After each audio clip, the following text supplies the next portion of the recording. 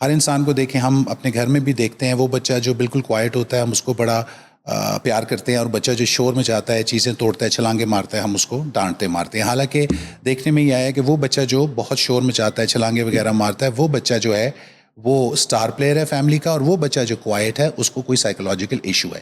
تو یہ جو مینٹل ہیلتھ اویئرنیس ہے, یہ کیونکہ مجھے اس کا تقریباً 16 سال پہلے اویئرنیس ہوئی, تو میں نے تب سے دیکھا کہ ابھی تک اس کے بارے میں کوئی زیادہ کام نہیں کیا جاتا. بالکل I've been working with different leading organizations, اور میں ان کو بھی یہی کہتا ہوں کہ جی ہم مینٹل ہیلتھ پہ کیوں نہیں بات کرتے. وومن امپاورمنٹ کی بات کرتے ہیں تو وہاں بھی نہیں کرتے ہیں. That is one of the basic reasons why ہماری ایڈکشن اتنی زیادہ ہو چکی ہوئی ہے. معاشرے میں آپ دیکھیں کوئی نہ کوئی بندہ, وہ کہتے ہیں اگر ایک کمرے میں 3 لوگ بیٹھے ہوئے تو at least one is an addict.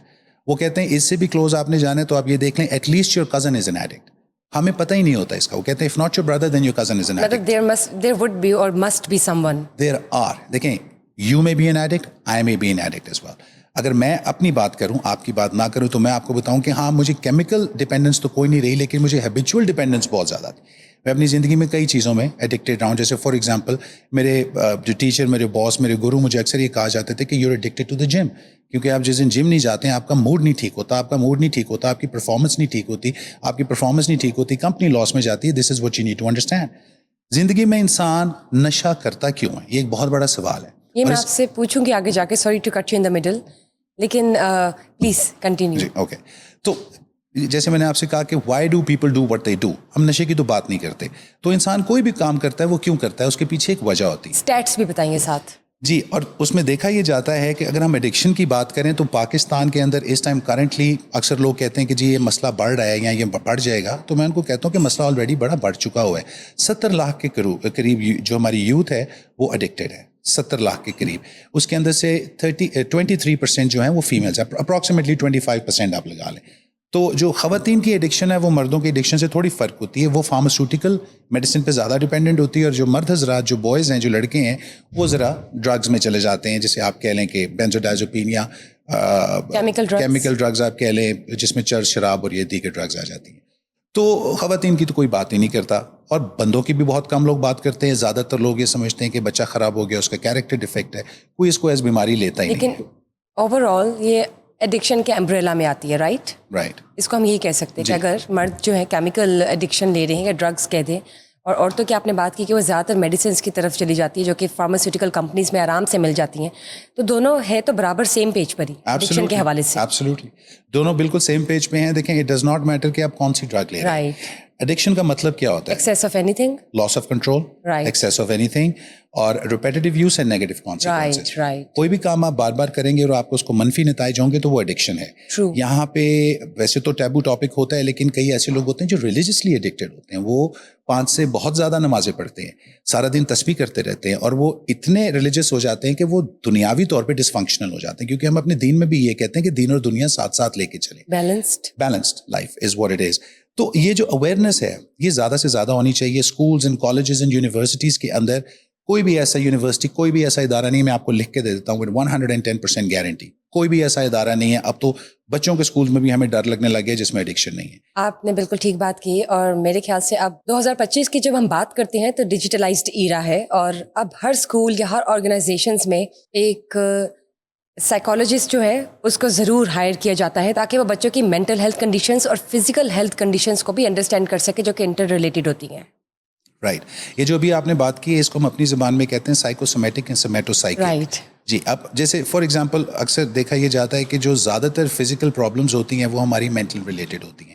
ابھی میں کینسر کاؤنسلنگ بھی کرتا ہوں, تو میں ریسنٹلی اپنے ایک پیشنٹ کو کاؤنسل کر رہا تھا جس میں وہ مجھے یہ بتا رہے تھے کہ جتنا کچھ آپ سے سن کے ہمیں سکون آتا ہے نا, اتنا میڈیسن سے ہمیں نہیں آتا.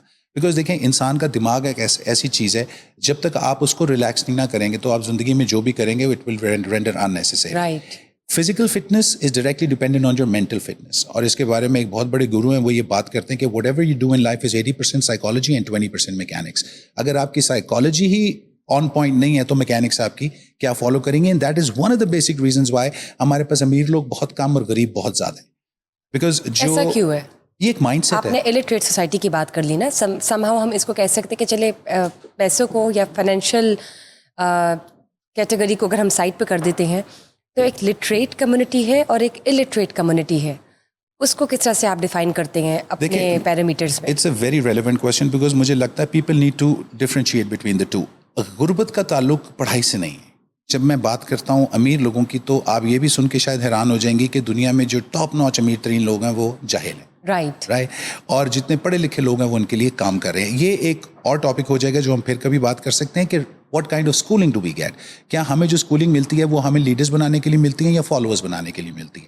تو اگر دیکھا یہ جائے تو 25 لاکھ بچہ, میں ایک رینڈم نمبر لے رہا ہوں, this is not a certified number, مثال کے طور پہ 25 لاکھ بچہ ایک ہی کتاب پڑھ رہا ہے, ایک ہی لا سیکھ رہا ہے, ایک ہی رول فالو کر رہا ہے, اس کا ایک ہی مائنڈ سیٹ ہے. اٹ ڈز ناٹ میٹر کہ 50,000 ڈاکٹرز ہم نے پروڈیوس کیے ہیں وہ ایک ہی یونیورسٹی سے ایک ہی کتاب پڑھ کے ہوئے ہیں.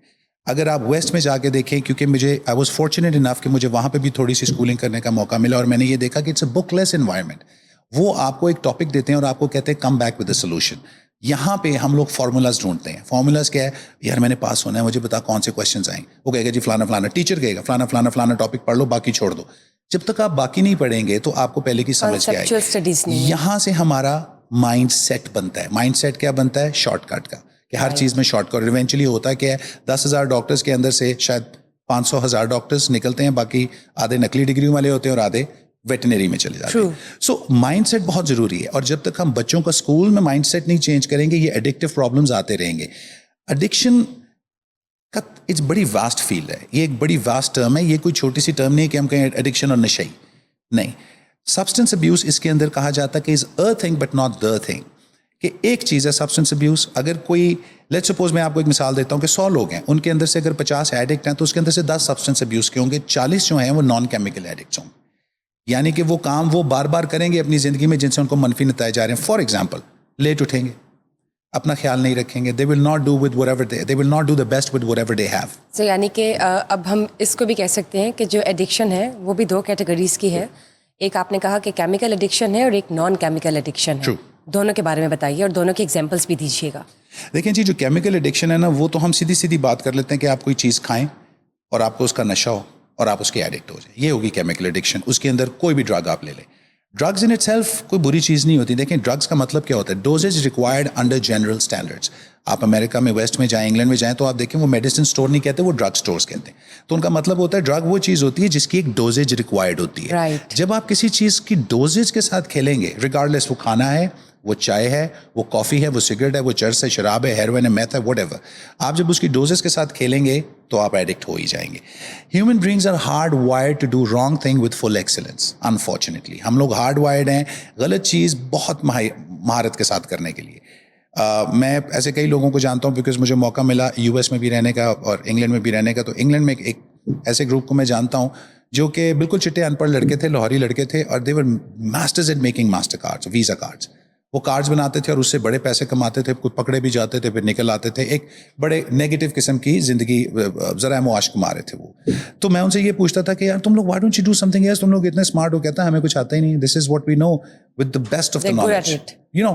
تو وہ کہتے ہیں کہ جس کو چوری کرنی آتی ہے وہ کرے گا. اس کو ہم کلیپٹومینیا بھی کہہ سکتے ہیں. اینڈ دین پھر ہم ڈفرینٹ چیزوں میں جا سکتے ہیں. They don't do it out of free will, they do it out of habit. Addiction بھی یہی چیز ہے کہ ایڈکشن کیا ہوتی ہے. اکثر لوگ مجھ سے پوچھتے ہیں کہ یہ نشہ کیوں کرتا ہے جی, why does my son do drugs. میں ان سے کہتا ہوں یا تو مزے کے لیے یا تکلیف سے دور بھاگنے کے لیے. پین اینڈ پلیجر, سمپل, جس کے اوپر ہمارا پورا مائنڈ سیٹ, ہمارا دماغ, ہمارا برین, ہماری انیٹمی کام کرتی ہے.